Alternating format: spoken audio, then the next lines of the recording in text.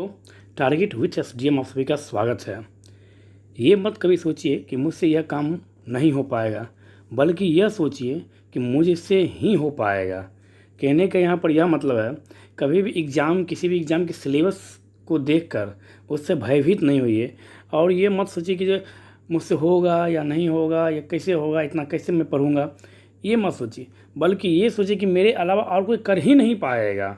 और यह जज़्बा और यह जुनून आपके अंदर जब आ जाएगा तो आप कोई भी काम, कोई भी एग्ज़ाम आप उसकी तैयारी करने के लिए, उससे क्वालिफ़ाई करने के लिए आप अपने पूरे जुनून के साथ आप उसके प्रति सजग होइएगा और तब आप उसके प्रति लगे रहिएगा। और जैसे ही आपके मन में नेगेटिविटी आ जाएगा कि मुझसे तो होगा ही नहीं, मैं क्यों पढ़ूँ, मैं पढ़ भी लूँगा फिर भी मुझसे नहीं होगा। और हमेशा याद रखिए, किसी को यदि कोई भी जॉब होता है तो वो कहीं भगवान घर से नहीं आता है, वो भी हमारे आप में से ही होता है। और यह भी नहीं है कि वह व्यक्ति 12 फीट 15 फीट का होता है, क्योंकि यहाँ जो जॉब है, यहाँ किसी भी जॉब में यह नहीं देखता है कि कौन गॉड के घर से है, सबका वही हाल है। तो इसलिए उसी में से एक आप भी हैं। तो यह हमेशा सोच के चलिए कि मैं भी उसी में से हूँ और जैसा सब है वैसा ही मैं हूँ। इसलिए कभी भी अपने आप को छोटा मत समझिए, बस मेहनत करते चलिए। तो मॉडर्न हिस्ट्री के प्रीवियस ईयर का जो क्वेश्चन सेट जो चल रहा है, महत्वपूर्ण क्वेश्चन सेट, आप लोगों को बार बार हम यही बताते हैं कि आप अपने प्रैक्टिस सेट में और ऑनलाइन टेस्ट में जो भी आप दे रहे हैं उसमें से आप मॉडर्न हिस्ट्री से क्वेश्चन मिलाइए आप, और देखिए आपको सेम टू सेम क्वेश्चन मिलेगा आपको। यह निश्चित है, यह वास्तविकता है यह। और एक एक नंबर एग्ज़ाम में वैल्यू रखता है। कभी कभी कोई छात्र ऐसा सोचते हैं मॉडर्न हिस्ट्री से 5 क्वेश्चन रहता है, कोई बात नहीं, उसी 5 क्वेश्चन को यदि आप सही करके आते हैं तो आपका रिजल्ट हो सकता है। इसलिए हर एक चीज़ का महत्व समझिए। यह कभी मत सोचिए कि जो एसएससी में तो 5 ही क्वेश्चन रहता है हिस्ट्री से, तो नहीं भी पढ़ेंगे तो काम चलेगा, ये गलत बात है। यही 5 क्वेश्चन आपका रिजल्ट तय करता है। इसलिए किसी को कम मत आंकिए और जो है उसको पढ़िए और उसको समझने का प्रयास करिए। तो चलिए चलते हैं, आज पहला प्रश्न क्या है सो देखते हैं आज हम। तो पहला प्रश्न है यहाँ पर, त्रिपुरी संकट की समाप्ति के बाद कांग्रेस का अध्यक्ष किसे चुना गया? त्रिपुरी संकट की समाप्ति के बाद कांग्रेस का अध्यक्ष किसे चुना गया? तो त्रिपुरी संकट की समाप्ति के बाद कांग्रेस का अध्यक्ष सुभाष बाबू को चुना गया था, मतलब क्या सुभाष चंद्र बोस जी को चुना गया था।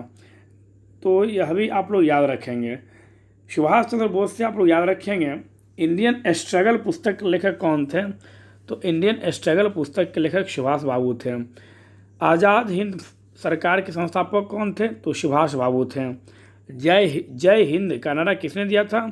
तो सुभाष चंद्र बोस जी के द्वारा जय हिंद का नारा दिया गया था।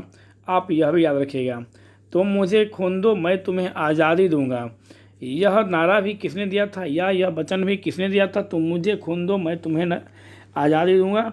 तो यह भी सुभाष चंद्र बोस जी के द्वारा दिया गया। आप यहाँ से यह भी याद रखेंगे। और सुभाष चंद्र बोस 1939 में, सुभाष चंद्र बोस जी 1939 में फॉरवर्ड ब्लॉक की स्थापना किए थे। आप यहाँ पर यह भी याद रखेंगे। तो यहाँ पर पूछ रहा है क्या त्रिपुरी संकट की समाप्ति के बाद कांग्रेस का अध्यक्ष किसे चुनाया गया?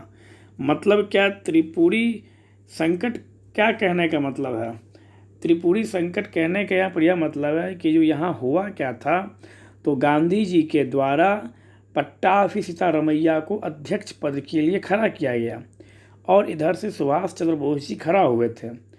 सुभाष चंद्र बोस जी को कांग्रेस का अध्यक्ष बनने का कोई शौक़ नहीं था, बस वो दिखाना चाहते थे, जो महात्मा गांधी जो समझ रहे हैं कि मतलब हम किसी को खड़ा कर देंगे कोई जीत जाएगा, ऐसी बातें नहीं है।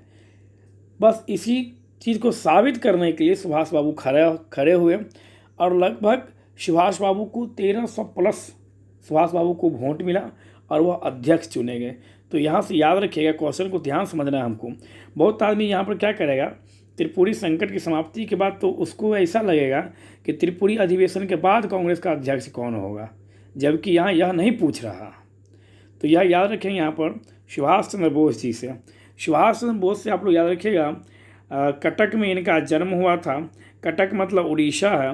उड़ीसा के राज्यपाल हैं गणेशी लाल जी। नवीन पटनायक यहाँ के चीफ मिनिस्टर हैं।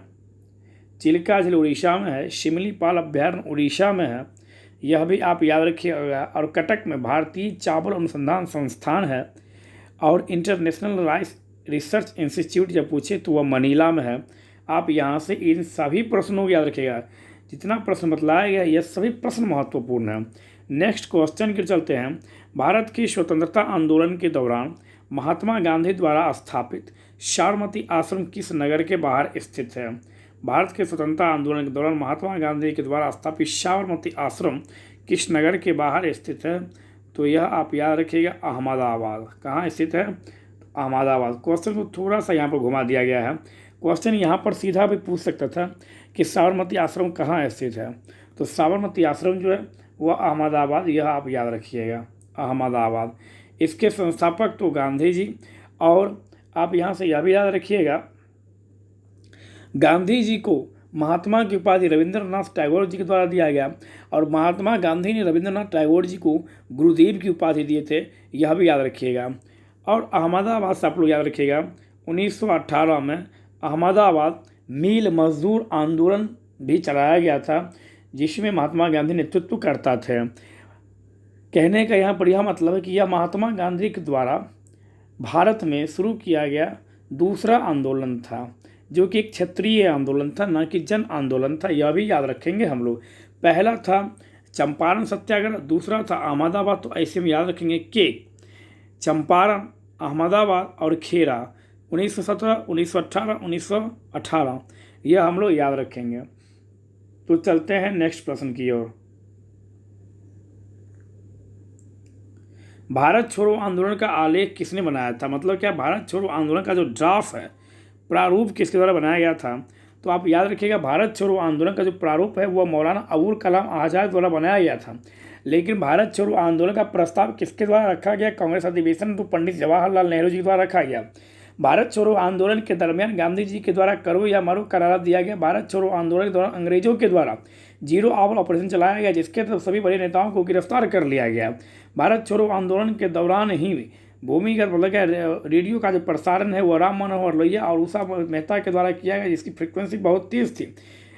और भारत छोड़ो आंदोलन के दरमियान ही जयप्रकाश नारायण को एक राष्ट्रीय स्तर के नेता के स्वरूप में उन्हें पहचान मिली। यहाँ पर यह भी आप लोग याद रखिएगा।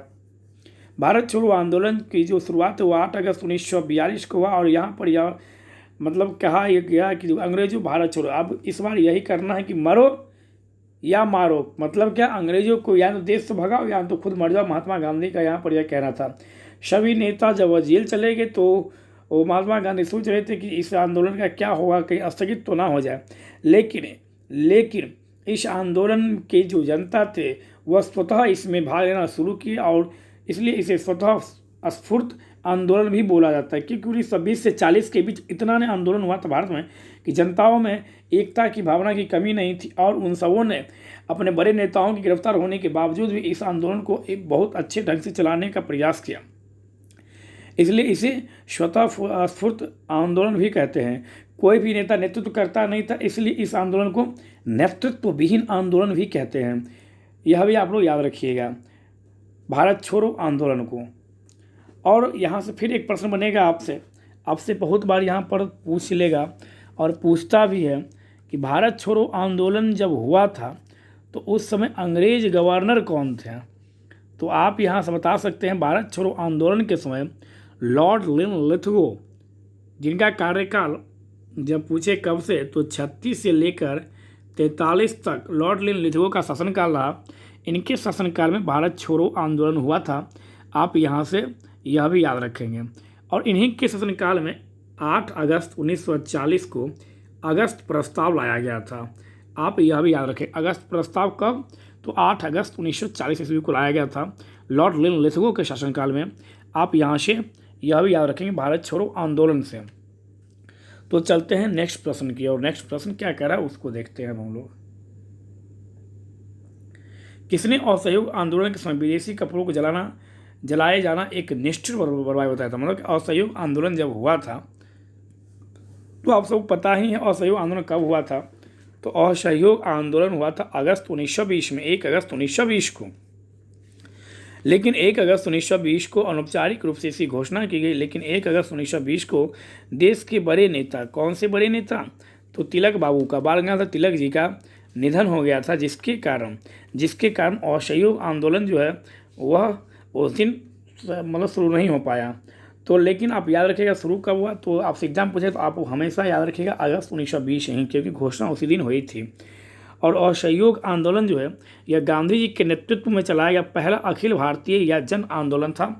असहयोग आंदोलन गांधी के नेतृत्व में चलाया गया पहला जन आंदोलन कौन सा था, जब पूछिए आपसे तो आप बताइएगा गांधी के नेतृत्व में चलाया गया पहला जन आंदोलन था असहयोग आंदोलन, जिसने भारतीय राष्ट्रीय आंदोलन को जन आंदोलन का रूप दे दिया। और इस आंदोलन से राष्ट्रीयता की भावना गांव-गांव, शहर-शहर तक फैल गई। कहने का मतलब कि यह है कि यह आंदोलन बहुत ही भयावह रूप, मतलब क्या, इसमें जनता की अटूट विश्वास गांधी के प्रति दिखाया गया। और गांधी जी इसी आंदोलन के दरमियान पहली बार यह कहे थे कि जो 1 साल के भीतर हम स्वराज की प्राप्ति कर लेंगे, हम 1 वर्ष के भीतर हम स्वराज की प्राप्ति कर लेंगे। और यहाँ से याद रखेंगे सितंबर 1920 ईस्वी में कांग्रेस का जो अधिवेशन हुआ था सितंबर 1920 में, इस अधिवेशन में इस प्रस्ताव को रखा गया था। और दिसंबर 1920 कांग्रेस के कलकत्ता अधिवेशन में इस असहयोग के प्रस्ताव को पारित कर दिया गया। और 5 फरवरी 1922 ईस्वी को चौरी चौरा घटना के कारण 12 फरवरी 1922 ईस्वी को असहयोग आंदोलन स्थगित करना पड़ा। और 10 मार्च 1922 ईस्वी को गांधी जी को अरेस्ट कर लिया गया, मतलब गिरफ्तार कर लिया गया। यह भी आप याद रखेंगे, असहयोग आंदोलन से आप यहाँ पर यह याद रखेंगे। दूसरी बात आप यहाँ पर यह भी याद रखेंगे कि जो केसर ए हिंद की उपाधि है गांधी के द्वारा यहीं पर वापस किया गया था असहयोग आंदोलन के दरमियान। आप यहाँ से यह भी याद रखेंगे असहयोग आंदोलन के दरमियान। असहयोग आंदोलन जो शुरू करने का जो प्रमुख रूप से जो कारण था वो आप लोगों को पता ही है। रॉलेट एक्ट था, जलियांवाला बाग हत्याकांड था, मॉन्टेग्यू चैम्सफोर्ड सुधार था, पंजाब का मुद्दा था, मतलब कि वो नेता को जो गिरफ्तार कर लिया गया सैफुद्दीन किचलू और डॉक्टर सतपाल को, और खिलाफत मुद्दा था। यह सभी इस असहयोग आंदोलन शुरू करने का कारण था। कांग्रेस का जो 1920 में जो कांग्रेस का अधिवेशन हुआ था, जिसकी अध्यक्षता नागपुर में सी विजयराघवाचार्य द्वारा किया गया था, जो चित्तरंजन दास, जब यह कांग्रेस का मतलब क्या जब यह लाया गया था असहयोग आंदोलन का प्रस्ताव जो है, यही CR दास जो विरोध किए थे इस असहयोग आंदोलन के प्रस्ताव का, वही CR दास फिर इस प्रस्ताव को लाकर पेश करते हैं। यह भी आप याद रखिएगा। मतलब क्या, CR दास जो पूर्व में विरोधी रहते थे अब गांधी जी के समर्थन में हो गए और उन्होंने गांधी जी के प्रस्ताव को आगे बढ़ाया जो बहुमत से पास हुआ। यह भी हम याद रखेंगे। और इसी समय असहयोग आंदोलन के समय ही घनश्याम दास बिरला जी अपनी राय बहादुर की उपाधि भी वापस किए थे। आप यहाँ से यह भी याद रखेंगे। और इस आंदोलन में किया क्या गया, तो हिंदू मुस्लिम एकता पर बल दिया गया।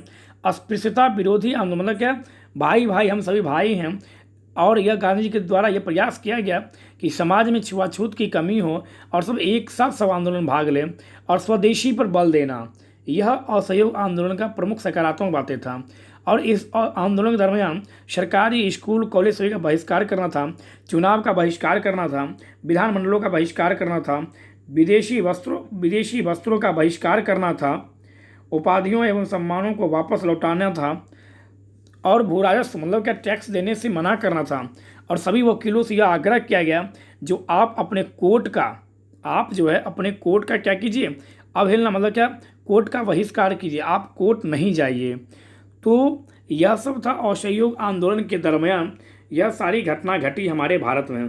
तो यहाँ पूछा है कि यह निष्ठुर बर्बादी यह किसने कहा था, तो रविंद्रनाथ टैगोर जी के द्वारा यह कहा गया कि जो विदेशी वस्त्रों का जो जलाया जा रहा है यह वास्तव में निष्ठुर बर्बादी है। कैसे निष्ठुर बर्बादी है, तो मान के चलिए अभी आप कोई मोबाइल खरीद लीजिए, एक छोटा सा एग्जाम्पल लीजिए सैमसंग का, और उस मोबाइल को खरीदने के बाद आप जाके उस मोबाइल को फोड़ डालते हैं और आप कहते हैं कि मैं सैमसंग का विरोध करता हूँ। तो भैया आप खरीद के आप फोड़ रहे, तो नुकसान आपको हो रहा है या सैमसंग कंपनी को हो रहा है? तो नुकसान आपको हो रहा है ना कि सैमसंग कंपनी को हो रहा है। यदि विरोध करना है तो आप उसे खरीदिए ही नहीं। तो यहाँ पर यही बोला गया कि जनता के पास जो कपड़ा था उसको जलाया जा रहा था। तो इससे क्या हो रहा था कि जो यह वास्तव निष्ठुर बर्बादी था, इसे ना ही आप तो सही ढंग से आप कंपनी का विरोध कर रहे हैं, आप खुद अपने आप को लॉस कर रहे हैं। तो रविंद्रनाथ टैगोर जी को 1913 में नोबेल पुरस्कार दिया गया था।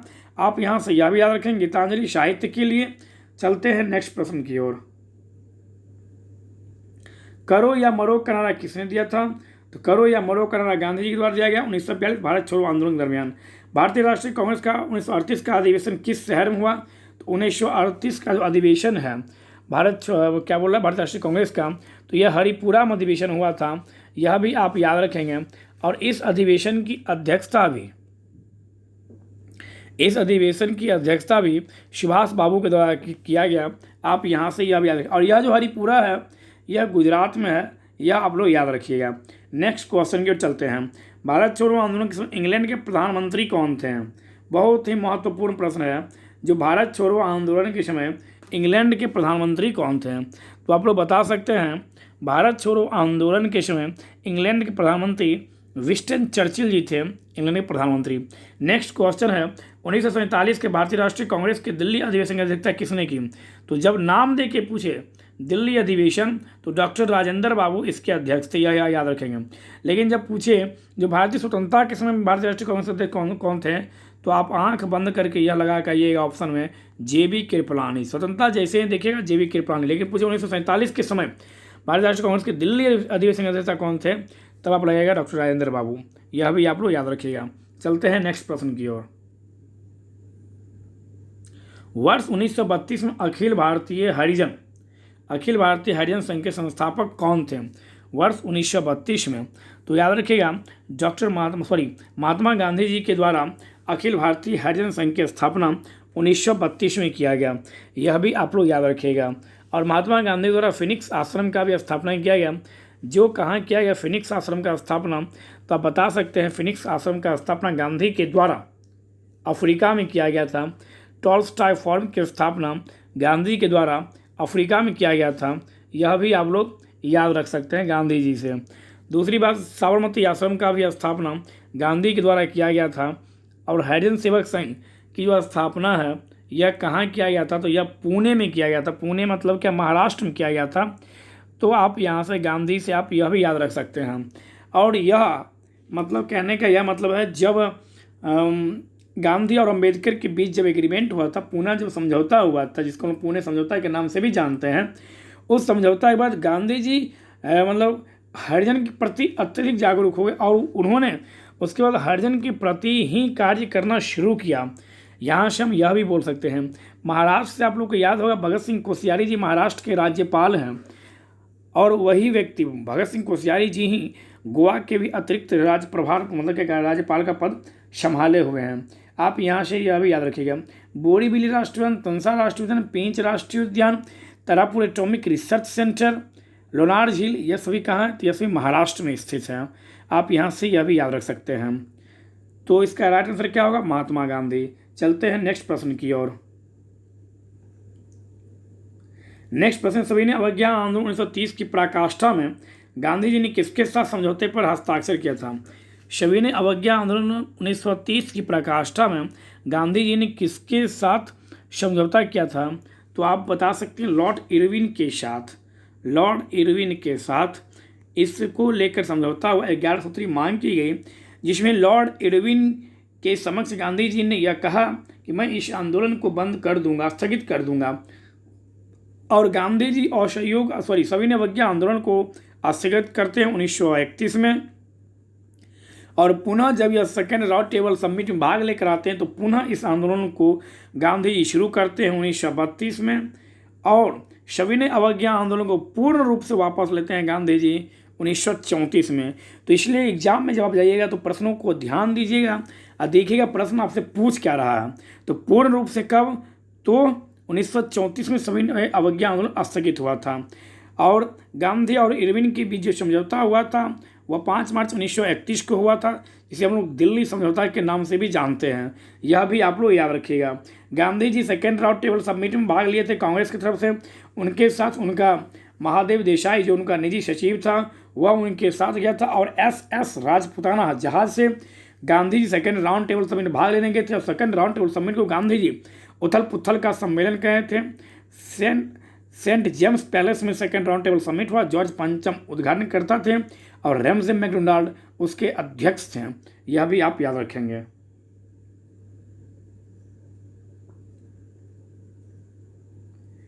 नेक्स्ट क्वेश्चन को देखते हैं हम लोग। दक्षिण अफ्रीका महात्मा गांधी द्वारा प्रकाशित पत्रिका का क्या नाम था? दक्षिण अफ्रीका में गांधी के द्वारा प्रकाशित पत्रिका का क्या नाम था? तो आप बता सकते हैं इंडियन ओपिनियन। इंडियन ओपिनियन नामक पत्रिका गांधी के द्वारा कहाँ निकाला गया, कहाँ लिखा गया? तो आप बताइएगा अफ्रीका में। नेक्स्ट क्वेश्चन की ओर चलते हैं हम लोग। महात्मा गांधी ने हिंद स्वराज की रचना की थी जब वे कहाँ थे? महात्मा गांधी द्वारा हिंद स्वराज की रचना की गई थी। तो पूछ रहा है कि तब वो कहाँ पर, मतलब हिंद स्वराज की रचना की वो कहाँ से की? तो जहाज़ से इंग्लैंड से अफ्रीका जब वो यात्रा कर रहे थे, मतलब इंग्लैंड से जब अफ्रीका आ रहे थे तो उस जहाज़ पे ही उन्होंने हिंद स्वराज की रचना कर दी। समझ रहे मेरी बातों को? तो यह कहाँ लिखा गया? तो इंग्लैंड से अफ्रीका आने के दरमियान रास्ते में जो समय मिला उनके पास, उस समय में उन्होंने यह लिखा था हिंद स्वराज। नेक्स्ट क्वेश्चन देखिए। नेहरू रिपोर्ट को अंतिम रूप से अगस्त 1928 में आयोजित सर्वदलीय सम्मेलन में स्वीकार किया गया था। इस सम्मेलन की अध्यक्षता किसके द्वारा किया गया? प्रश्न यहाँ से यह पूछ रहा है कि नेहरू रिपोर्ट तो आप लोग पता होगा मोतीलाल नेहरू की अध्यक्षता में साइमन कमीशन के विरोध में एक लगभग 29 दलों का 29 सदस्यीय मीटिंग बुलाया गया और उसमें 9 सदस्यीय एक कमेटी बनाया गया, जिसके सदस्य आप याद रखिएगा, एक सुभाष बाबू थे अध्यक्ष, तो मोतीलाल नेहरू थे ही। सदस्य में एक नाम याद रखिएगा आप लोग, जो पूछता है एग्जाम, सुभाष चंद्र बोस जी थे। तो यहाँ पूछा कि नेहरू रिपोर्ट को अंतिम रूप से अगस्त 1928 में आयोजित सर्वदलीय सम्मेलन में स्वीकार किया गया था। इस सम्मेलन की अध्यक्षता किसके द्वारा किया गया था? तो आप बोलेंगे इस सम्मेलन की अध्यक्षता डॉक्टर अंसारी के द्वारा किया गया था। डॉक्टर अंसारी के द्वारा इस सम्मेलन को आयोजन किया गया था। चलिए नेक्स्ट क्वेश्चन की ओर चलते हैं। 1923 में चित्तरंजन दास एवं मोतीलाल नेहरू ने कहाँ स्वराज पार्टी की स्थापना किया? इलाहाबाद में मोतीलाल नेहरू और चित्तरंजन दास जी के द्वारा स्वराज पार्टी की स्थापना की गई। वही इलाहाबाद जिसे वर्तमान में हम लोग प्रयागराज के नाम से जानते हैं, गंगा जमुना सरस्वती के संगम पर जो स्थित है। आनंद भवन कहाँ है? तो इलाहाबाद में है। यह भी आप लोग याद। अल्फ्रेड पार्क कहाँ है? तो इलाहाबाद में। यह भी आप याद रखिएगा। चित्तरंजन दास एवं मोतीलाल नेहरू मतलब क्या? कांग्रेस का जो 1922 में जो गया अधिवेशन हुआ था, उस अधिवेशन की अध्यक्षता चित्तरंजन दास जी के द्वारा किया गया। यह भी याद रखेंगे हम लोग। 1921 का अध्यक्ष भी चित्तरंजन दास, लेकिन यहाँ पर क्या हुआ, चित्तरंजन दास जी जेल में थे उस समय। तो 1922 में इनके द्वारा अधिवेशन में अध्यक्षता किया गया और इन्होंने कहा कि मेरी मांग है। क्यों? तो मैं चाहता हूँ कि कांग्रेस जो है वह चुनाव में भाग ले और चुनाव में भाग लेकर वह सरकार के बीच जाकर सरकार का विरोध करे। तो कांग्रेस इससे खफा थी। डॉक्टर राजेंद्र बाबू, मदन मोहन वाले, ये सभी व्यक्ति गांधी से मिलने। गांधी जी बोले कि नहीं, मेरा तो बस एक ही मानना है, कोई भी किसी भी हालत में हमें सत्ता में हिस्सेदारी भाग नहीं लेना है, क्योंकि मैं तो सत्ता का विरोध करता हूँ। जबकि चित्तरंजन दास जी बोले ऐसा नहीं होगा। तो इस दोनों में डिस्प्यूट हो गया, कांग्रेस और इनमें। तो इन्होंने अपने पद से इस्तीफा दिया। इनके साथ मोतीलाल नेहरू और इन्हीं के साथ पटेल बाबू के बड़े भाई विट्ठल भाई पटेल ने भी इन लोगों का साथ दिया। और ये दोनों व्यक्ति चित्तरंजन दास और मोतीलाल नेहरू दोनों व्यक्ति मिलकर 1923 में स्वराज पार्टी की स्थापना की। और स्वराज पार्टी की जब स्थापना 101 सीट में से 1919 के तहत जो चुनाव होना था उसमें से 101 सीट में से स्वराज पार्टी को 42 सीट प्राप्त हुआ। तो यह एक अच्छा परफॉर्मेंस दिया गया इनके द्वारा। और विट्ठल भाई पटेल असेंबली के अध्यक्ष भी चुने गए आगे चलकर। आप यह भी याद रखें। स्वराज पार्टी की समाप्ति कब हुई? स्वराज पार्टी का पतन हो गया जब चित्तरंजन दास जी का निधन हुआ। तो इनके निधन के पश्चात ही स्वराज पार्टी भी समाप्त हो गया लगभग। तो यह भी हम लोग याद रखेंगे। और इससे पहले थोड़ा सा याद रखिए, जब गांधी निकले थे, बाहर आए थे, तो गांधी और चित्तरंजन दास के बीच जो वार्तालाप हुआ उसे हम लोग गांधी और दास समझौता के नाम से जानते हैं। चलिए नेक्स्ट प्रश्न की ओर चलते हैं। कांग्रेस का प्रथम विभाजन 1907 के सूरत अधिवेशन में हुआ था। इसमें दूसरा विभाजन कब हुआ? तो 1907 में कांग्रेस में पहला विभाजन हुआ था। और पूछ रहा है कि दूसरा विभाजन जो है वह कब हुआ था? यहाँ पर प्रश्न यह पूछ रहा है। तो पहला विभाजन सूरत में हुआ था 1907 में। दूसरा विभाजन कांग्रेस में कब हुआ था? तो 1907 में जब कांग्रेस का विभाजन हुआ था, जो गरम दल और नरम दल में कांग्रेस डिवाइड हुआ था। सूरत अधिवेशन मतलब क्या? गुजरात में सूरत अधिवेशन है, सूरत है। और सूरत जो है यह ताप्ती नदी के तट पर स्थित है। और उकाई परियोजना जो है यह भी ताप्ती नदी पर ही स्थित है। आप यहाँ से यह भी याद रखिएगा। तो यहाँ पर पूछा गया कि दूसरा अधिवेशन कब हुआ, तो 1918 में कांग्रेस का दूसरा विभाजन हुआ। और इसकी अध्यक्षता कौन कर रहे थे, जिसकी अध्यक्षता हसन इमाम कर रहे थे। और 1918 में कांग्रेस का दूसरा विभाजन हुआ जो कहाँ हो संपन्न हुआ, तो यह मुंबई मतलब क्या बॉम्बे में यह संपन्न हुआ। आप यहाँ से यह भी याद रखेंगे कांग्रेस से। तो कब हुआ, तो आप याद रखिएगा 1918 में। कहाँ हुआ, बॉम्बे में। अध्यक्ष कौन थे, हसन इमाम। तो चलते हैं नेक्स्ट प्रश्न की ओर। गांधी जी ने किस कानून को काला कानून कहा था, काला कानून। तो गांधी जी ने रॉलेट एक्ट को काला कानून के नाम से संबोधित किया था।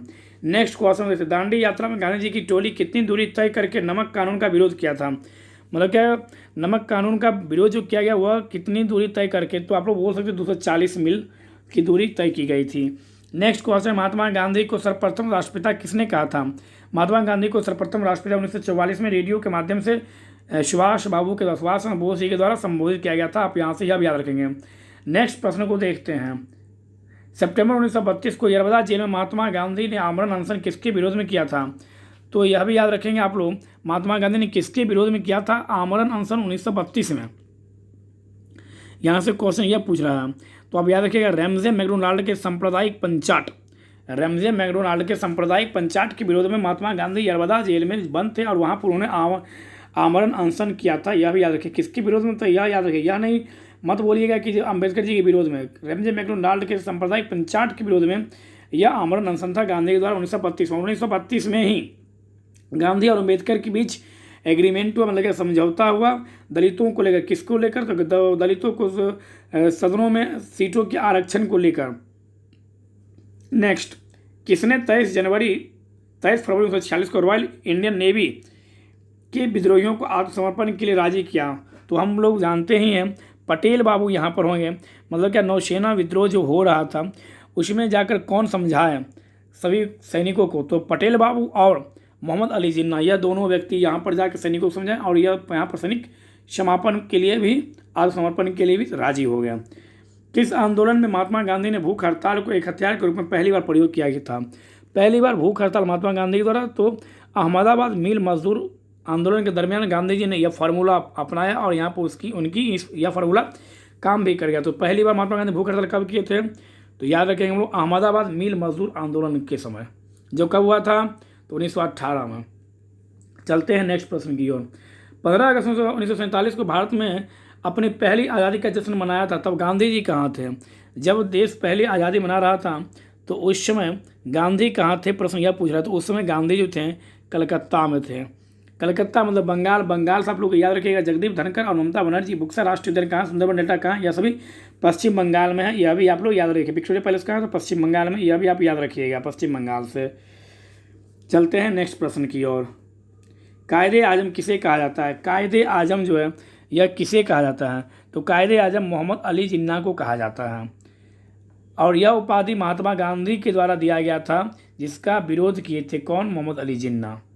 कौन सा भारतीय भारत का पहला गवर्नर, मतलब क्या भारतीय स्वतंत्रता के बाद भारत का पहला गवर्नर जनरल कौन बना था, तो श्री राजगोपालाचारी, चक्रवर्ती राजगोपालाचारी। इन्हें 1954 में भारत रत्न दिया गया था। आप यहाँ से यह याद रखें। चलते हैं नेक्स्ट प्रश्न की ओर। गांधी जी ने किस गोलमेज सम्मेलन में भाग लेने के लिए लंदन गए थे, तो गांधी जी द्वितीय गोलमेज सम्मेलन में भाग लेने के लिए लंदन गए थे SS राजपूताना जहाज से। यह भी आप लोग याद रखिएगा। और दूसरा गोलमेज सम्मेलन हुआ था 1931 में, यह भी आप लोग याद रखिएगा। तीसरा गोलमेज सम्मेलन हुआ था 1932 में। आप यहाँ से यह भी 30, 31, 32 आप यहाँ से यह भी याद रखिएगा। SS राजपूताना से यह गए थे। गांधी के साथ महादेव देसाई भी गए थे। महिलाओं की तरफ से सरोजिनी नायडू और एनी बेसेंट भी गए थे। हिंदू महासभा की जयकार साहब गए थे। मुस्लिम लीग की तरफ से मोहम्मद अली जिन्ना गए थे। यह सब आप लोग याद रखिएगा। और सहयोग आंदोलन शुरू करने के समय भारत का वायसराय कौन था। और सहयोग आंदोलन के शुरू होने के समय भारत का वायसराय, मतलब क्या असहयोग आंदोलन कब शुरू हुआ, तो 1920 में। तो इस समय भारत का वायसराय कौन था, तो लॉर्ड चैम्सफोर्ड इस समय भारत का वायसराय था। नेक्स्ट क्वेश्चन की ओर चलते हैं। इंडिया फॉर इंडियंस पुस्तक के लेखक कौन थे, तो इंडिया फॉर इंडियंस पुस्तक के लेखक चित्तरंजन दास, जिन्होंने स्वराज पार्टी की स्थापना किया। और चित्तरंजन दास वही चित्तरंजन दास जो सुभाष बाबू के राजनीतिक गुरु माने जाते हैं। नेक्स्ट क्वेश्चन की ओर चलते हैं हम लोग। नेक्स्ट क्वेश्चन है अलीपुर बम कांड। अलीपुर बम कांड में अरविंद घोष का बचाव किस वकील ने किया था? तो CR दास, चितरंजन दास। यहाँ से यह भी याद रखेंगे, मतलब कि अलीपुर बम कांड में अरविंद घोष का बचाव, अरविंदो घोष जो गर्म दल के नेता थे, लाल बाल पाल और अरविंदो घोष जो गर्म दल के नेता थे, इनका बचाव किसने किया? तो CR दास। यहाँ से प्रश्न यह भी पूछता है, बहुत बार पूछ चुका है यहाँ से, तो यहाँ से आप यह भी याद रखेंगे। देखते हैं नेक्स्ट प्रश्न को। लॉर्ड हार्डिंग ने बंगाल विभाजन किस वर्ष रद्द किया? तो लॉर्ड हार्डिंग ने बंगाल विभाजन 1911 में रद्द किया। जॉर्ज पंचम के द्वारा इसकी घोषणा की गई दिल्ली दरबार में। आप यहाँ से यह याद रखें। और दिल्ली राजधानी बनी भारत की कब? तो 1912 में। राष्ट्रीय राजधानी का दर्जा कब मिला? तो आप बता सकते हैं 69वां संविधान संशोधन के तहत दिल्ली को राष्ट्रीय राजधानी का दर्जा मिला। मुजफ्फरपुर किंग्सफोर्ड की हत्या का प्रयास कब किया गया? तो मुजफ्फरपुर किंग्सफोर्ड की हत्या का प्रयास 1908 में किया गया। आप यहाँ से यह भी याद रख सकते हैं। तो आज कुछ प्रमुख प्रीवियस ईयर के कुछ अति महत्वपूर्ण मॉडर्न इतिहास के आधुनिक भारत के प्रश्नों को हम लोग देखने का प्रयास किए। आप लोग जब भी इस वीडियो को देखिए तो आप लोग मेरे आंसर देने से पहले आप लोग उस क्वेश्चन का आंसर देने का प्रयास कीजिए और देखिए कि आपसे कितना प्रश्न यहाँ पर खुद से बन रहा है। इससे क्या होगा कि आपके अंदर एक अलग ढंग का एक आत्मविश्वास आपके अंदर यह उत्पन्न होगा। और यहाँ पर आप लोग यह भी देखिए, जब आपको यह वीडियो अच्छा लगे तभी आप इसको शेयर और लाइक कीजिए। यदि आपको अच्छा नहीं लगे तो आप इसको शेयर और लाइक नहीं कीजिए। बड़ों का सम्मान कीजिए, छोटों को प्यार दीजिए और अपने कर्म के प्रति सदा सजग रहिए। धन्यवाद।